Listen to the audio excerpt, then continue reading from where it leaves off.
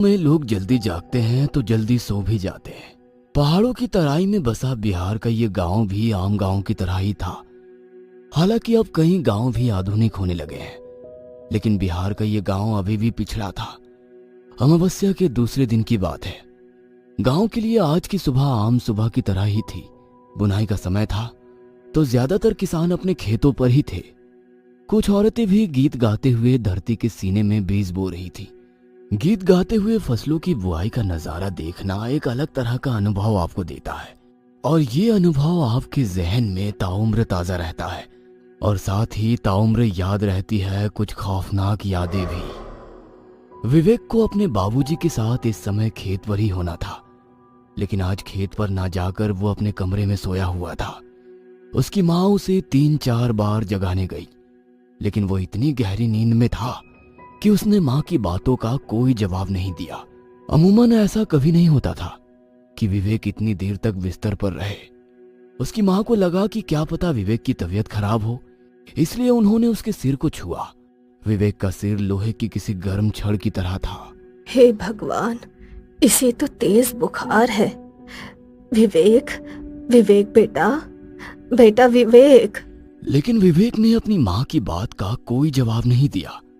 विवेक की माँ ने उसे फिर से जगाने की कोशिश नहीं की और घर के पीछे अपनी बाड़ी में लगे कुछ पत्तियों को तोड़ने चली गई, ताकि जागने के बाद उन पत्तियों का काढ़ा विवेक को पिला सके। गांवों में अभी भी ज्यादातर लोग अपनी छोटी मोटी बीमारी को अपने घर के बाहर बाड़ी में लगे जड़ी बूटियों के पौधों से ही ठीक कर लेते हैं। विवेक की माँ ने उन पत्तियों को तोड़ा और फिर सिलबट्टे पर उसे पीसने लगी। पीसने के बाद ही उन पत्तियों को काली मिर्च के साथ पानी में उबाला जाता है, फिर रोगी को पीने के लिए दिया जाता है। बहुत ही आजमाया नुस्खा था ये। खटर खटर खटर की आवाज सिलबट्टे से आ रही थी और सिलबट्टे पर पड़ी वो पत्तियां धीरे धीरे उसकी रगड़ से पीसती चली जा रही थी। तभी विवेक की माँ के कानों में कुछ अजीब सी आवाज सुनाई दी। उन्हें ऐसा लगा कि कोई जानवर गुर्रा रहा है। विवेक की माँ भागी हुई घर के दरवाजे तक ये सोचकर आई कि कहीं कोई जंगली जानवर तो घर में घुस नहीं आया है। गांव में पहले भी कई ऐसी घटनाएं हुई है जिसमें पास के जंगलों से निकलकर कोई भेड़िया या चीता गांव के मवेशियों को उठाकर ले गया है। हालांकि ऐसी घटनाएं रात को ही ज्यादा हुआ करती थी। फिर भी एक अनचाहा डर विवेक की माँ को दरवाजे तक खींच लाया, लेकिन दरवाजा तो बंद था। उन्होंने राहत की सांस ली और फिर सिलवट्टे की ओर बढ़ने लगी। तभी उन्हें फिर से गुर्राने की आवाज आई, और ये आवाज विवेक के कमरे से आ रही थी। फिर से एक अनचाहे भय ने उन्हें घेर लिया और पल में ही ना जाने कितनी बातें उनके जहन में आ गई, और वो भागती हुई विवेक के कमरे की ओर गई। लेकिन जैसे ही वो विवेक के कमरे में गई, उनकी चीख निकल गई। विवेक की आंखें बिल्कुल चढ़ी हुई थी, उनका रंग सुर्ख लाल था और विवेक किसी जानवर की तरह गुर्रा रहा था। क्या हुआ बेटा, क्या हुआ? विवेक ने अपनी माँ की बातों का कोई जवाब नहीं दिया, उल्टा उन्हें अजीब सी नजरों से घूरने लगा और कहा, मांस, मांस खाना है, मुझे मांस खाना है। विवेक का पूरा परिवार शाकाहारी था। बचपन से लेकर आज तक उसने मांस खाना तो दूर, उसकी तरफ देखा भी नहीं था। इसलिए उसके मुंह से ऐसी बात सुनकर विवेक की माँ को बहुत आश्चर्य हुआ। उसने एक बार फिर से अपने बेटे से पूछा कि क्या हुआ है, लेकिन उसने इस बार अपनी माँ को अजीब नजरों से घूर कर देखा और उसे जोर का धक्का मार दिया। उसकी माँ दूर जा गिरी। विवेक अब भी अपनी वही रट लगाए हुए था, मांस खाना है, मुझे मांस खाना है। अचानक विवेक ने जो किया उसे देखकर विवेक की माँ भागती हुई विवेक के पिता के पास खेत में गई। मांस मांस चिल्लाते हुए विवेक ने अपने जांघ पर अपनी दांतों को गड़ा दिया और जांघ के मांस को अपनी दांतों से खींचने लगा। कुछ देर बाद उसके जांघ का एक बड़ा सा टुकड़ा उसके मुंह में था और वो उसे चबा रहा था। विवेक के पिता ने जब ये बात सुनी तो वे भागते हुए अपने घर की ओर आए, और जब वो घर पहुंचे तो वहां पर एक अजीब सी मनहूसियत का उन्हें आभास हुआ। उनकी दिल की धड़कनें इतनी जोर जोर से धड़कने लगी कि ऐसा लगा कहीं दिल ही बाहर ना आ जाए। विवेक अपने कमरे में मरा पड़ा था।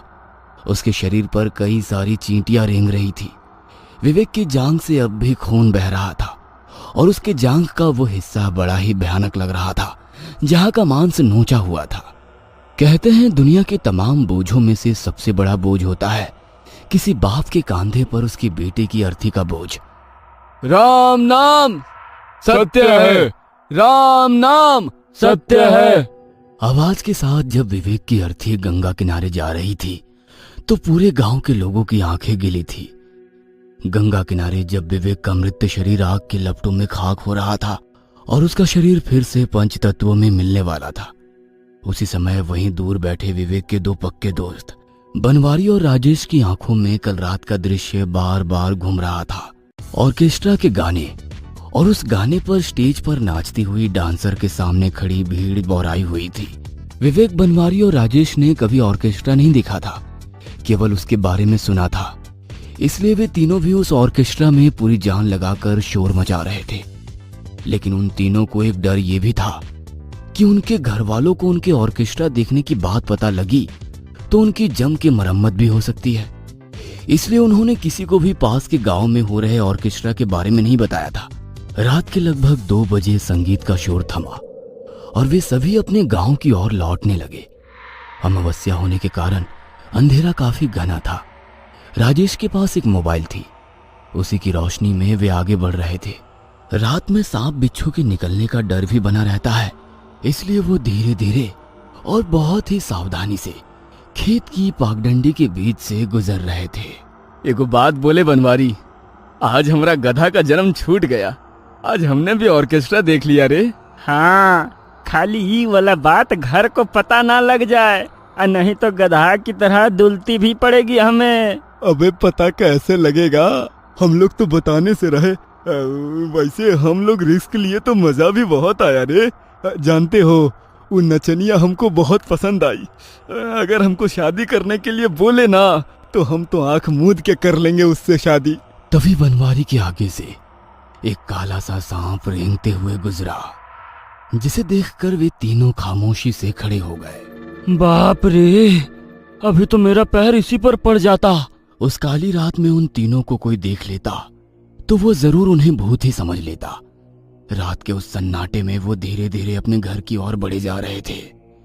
दूर से कुत्तों के भौंकने की और सियार के चिल्लाने की आवाज माहौल को डरावना तो बना रही थी, लेकिन तीनों साथ थे तो हिम्मत थी। तभी विवेक ने उन्हें कहा, भाई जोर से पेशाब लगा है, तुम लोग यहीं रुको, हम मूत कर आते हैं। विवेक राजेश के हाथ से मोबाइल लेकर थोड़ा सा दूर हटकर पेशाब करने लगा। बनवारी और राजेश चुपचाप खड़े होकर विवेक के आने का इंतजार कर रहे थे। पेशाब करते वक्त विवेक को दूर झाड़ियों से कुछ आवाज आई। वो आवाज कुछ औरतों की बुदबुदाने की थी। इतनी रात में यहाँ औरतों की आवाज कैसे आ रही है, ये सोचकर विवेक ने मोबाइल की टॉर्च की रोशनी उस तरफ फेंकी जिधर से वो आवाज आ रही थी। मोबाइल की उस हल्की रोशनी में विवेक ने जो देखा, उसे देखकर उसकी चीख हलक में अटक गई। वहां 3-4 औरतें काले कपड़ों में बैठी हुई थी और वे किसी पात्र में कुछ खा रही थी। विवेक ने जब गौर से देखा तो उन औरतों के पास 3 मुर्दा शरीर पड़े हुए थे। उसने उन मुर्दा शरीर की ओर और भी गौर से देखा तो एक शरीर तो उसका ही था, बाकी उसके दोनों दोस्तों के। वो चिल्लाते हुए वहां से भागा। बनवारी और राजेश ने जब उसकी आवाज सुनी और उसे तेजी से अपनी ओर भागते हुए देखा तो वे समझ गए कि जरूर वहां कोई जंगली जानवर है। वे तीनों बदहवास से भागते रहे। रात का सन्नाटा अब सन्नाटा नहीं रहा, वो तो उनके पैरों की आवाज और लुहार की धौंकने की तरह चलती उनकी सांसों की तरह हो गया था। लगभग 1 किलोमीटर भागने के बाद विवेक का पैर उसके पैरों में ही उलझ गया और वो नीचे गिर पड़ा। शायद उसके दोनों दोस्त आगे निकल गए थे। जमीन पर गिरे विवेक की सांसें लड़खड़ा रही थी। तभी उसने देखा कि वे औरतें जो पेड़ के नीचे बैठी हुई उसके मुर्दा शरीर को खा रही थी, वे उसे लगातार घूर रही है। विवेक चिल्लाने की कोशिश कर रहा था, लेकिन उसकी आवाज तो लगता था किसी ने छीन ली है। विवेक असहाय सा उन औरतों को घूर रहा था और अपनी मृत्यु को करीब देख रहा था। तभी राजेश और बनवारी उसके पास आए। राजेश के हाथों में टॉर्च थी। वे दोनों उससे कुछ बोलते उसके पहले ही विवेक पिशाचनी पिशाचनी कहता हुआ बेहोश हो गया। पिशाचनी, ये नाम सुनते ही राजेश और बनवारी थर थर कांपने लगे। उन्होंने अपने दोस्त को वहीं छोड़ा और वहां से भाग गए। विवेक खाक में मिल चुका था। बनवारी और राजेश एक दूसरे की ओर घूर घूर कर देख रहे थे और विवेक की कल रात की उस बात को याद कर रहे थे। 2 बज गए हैं रात के। 4 साढ़े 4 बजे पूरा गांव जागना शुरू कर देगा। हम लोगों को उनके जागने के पहले पहुंचना है। हम कह रहे हैं शॉर्टकट से चलो ना। तुम पगला गया है का? हाँ, तुमको पता नहीं है कि शॉर्टकट वाला रास्ता के बारे में गांव वाले क्या बोलते हैं? अरे तुम भी ना पगला है एकदम। गांव वाले तो पुराना वाला कुआं के बारे में भी बोलते हैं कि उसमें लक्ष्मी चाची की आत्मा रहती है। हाँ, कभी देखा है कोई? अरे कोई देखा होगा तभी तो बोला होगा। तुम ये कहो ना कि तुम्हारा उस रास्ता से जाने से फट रहा है, क्योंकि गांव वाले कहते हैं कि अमावस्या की रात को वहाँ पिशाचनी लोग साधना करने आती हैं और आज अमावस्या ही है। विवेक तो उस रात खेतों में ही मर गया था। पिशाचनी ने उसके शरीर पर कब्जा कर लिया था और वो उसके घर बनवारी और राजेश की तलाश में गई थी। शमशान घाट में बैठे बनवारी और राजेश के दिमाग में एक ही बात घूम रही थी कि वे तीनों ही उस रास्ते से गुजरे हैं। उन तीनों को ही पिशाचनी ने देखा होगा। इसका मतलब मरने की बारी अब उन दोनों की है। उन्होंने ये तय किया कि गांव के बुजुर्गों को कल रात की पूरी बात बताएंगे। क्या पता उनके पास इस बात का कोई हल हो और वे उन्हें मरने से बचा लें। वे दोनों विवेक के पिता के साथ बैठे गांव के और लोगों के पास गए और कल रात घटी सारी घटना के बारे में उन्हें विस्तार से बताने लगे। जब वो कल रात की कहानी उन्हें बता रहे थे तभी शमशान घाट में 2 और लाशें आई। बनवारी और राजेश के पिता उन लाशों के साथ रोते बिलखते चले आ रहे थे। राम नाम सत्य है, राम नाम सत्य है की आवाज चारों ओर गूंज रही थी।